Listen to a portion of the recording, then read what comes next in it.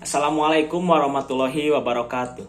Baik, perkenalkan nama saya Ricky Subagja. Saya dari kelas 2D Penjas NPM 19219115152. Di sini saya akan menjelaskan sekaligus memaparkan yang kemarin kan tentang lemaknya. Sekarang tentang bagaimana proses pencernaan, penyerapan, dan juga proses metabolisme dalam lemak. Baik, sekarang saya akan menjelaskan secara langsung proses pencernaan dalam lemak. Secara singkat, proses pencernaan lemak sudah dimulai dari mulut, yakni dengan dikeluarkannya enzim lingual lipase yang akan memecah sebagian kecil lemak ke dalam komponen yang lebih sederhana. Saat memasuki esofagus, lemak dalam bolus akan dilembekkan dengan suhu esofagus. Kemudian, lemak akan masuk ke lambung dan dimulailah pencernaan yang sesungguhnya. Lambung akan menghasilkan lipase gastrik untuk memecah lemak menjadi digliserid dan monogliserid. Setelah itu, komponen lemak yang tergabung dalam kimus atau sudah tercampur dengan enzim akan masuk ke duodenum, menyebabkan stimulus dinding usus untuk menghasilkan yang pertama, ada hormon sekretin dari sel S yang akan menstimulus dihasilkannya enzim pankreas. Yang kedua, ada pankreozimin, juga menstimulasi dihasilkannya enzim pankreas. Yang ketiga, ada kolecisitokinin dari sel CCK untuk stimulasi empedu menghasilkan cairan empedu. Di duodenum, lipase usus dan lipase pankreas lebih jauh lagi memecah lemak menjadi monogliserid agar dapat diabsorpsi usus. Dalam hal ini, lemak akan dibentuk menjadi asam lemak bebas dan gliserol.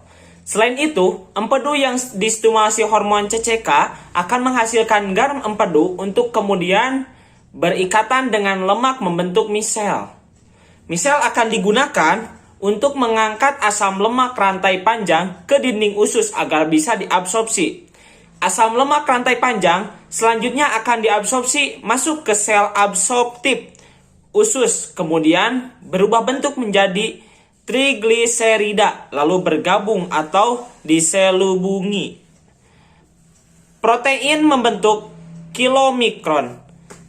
Selain itu, ia akan keluar dari sel absorptif secara eksosistosis dan masuk ke lakteal menuju pembuluh limfe untuk beredar di sirkulasi sistematik melewati ductus thoraxicus, kemudian masuk vena sublapia kiri. Dalam waktu 10 menit pasca makan, setengah dari jumlah kilomikron di sirkulasi akan dibersihkan lipoprotein lipase untuk dipecah menjadi asam lemak dan gliserol. Sementara itu, garam empedu yang dihasilkan untuk membentuk misel usai digunakan akan diserap ilem, kemudian dialirkan ke vena porta untuk di-recycle dan digunakan kembali. Penyerapan lemak hanya terjadi di usus halus. Setelah trigliserida dipecah menjadi asam lemak individu dan gliserol, bersama dengan kolesterol, mereka akan bergabung menjadi struktur yang disebut misel. Asam lemak dan monogliserida meninggalkan misel dan berdifusi melintasi membran untuk memasuki sel epitel usus. Dalam sitosol sel epitel, asam lemak dan monogliserida direkombinasi kembali menjadi trigliserida. Dalam sitosol sel epitel, trigliserida dan kolesterol dikemas menjadi partikel yang lebih besar yang disebut kilomikron, yang merupakan struktur amfipatik yang mengangkut lemak yang dicerna.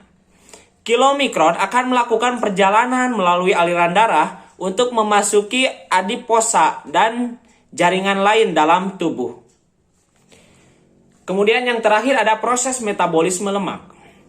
Metabolisme lemak adalah proses di mana asam lemak akan dicerna kemudian dipecahkan untuk menghasilkan energi atau disimpan di dalam tubuh sebagai cadangan energi. Proses metabolisme lemak terjadi di dalam usus dan dibantu oleh enzim lipase yang terkandung di dalam usus. Ketika makanan masuk ke dalam usus, usus akan mengalami kontraksi yang merangsang keluarnya hormon cholecystokinin. Hormon tersebut merangsang kantong empedu berkontraksi dan menghasilkan cairan empedu. Cairan empedu mengandung garam yang berfungsi untuk mengemulsi lemak menjadi butiran lemak dengan ukuran yang lebih kecil. Ukuran butiran lemak yang lebih kecil akan memudahkan proses hidrolisis lemak oleh lipas yang diproduksi pankreas. Proses metabolisme sebagian besar terjadi dalam usus, namun juga dapat terjadi pada hati, sel-sel otot, dan sel-sel lemak untuk dipakai sebagai energi atau disimpan sebagai cadangan energi. Mungkin sekian yang dapat saya sampaikan, kurang lebihnya mohon maaf. Wabillahi taufiq wal hidayah. Wassalamualaikum warahmatullahi wabarakatuh.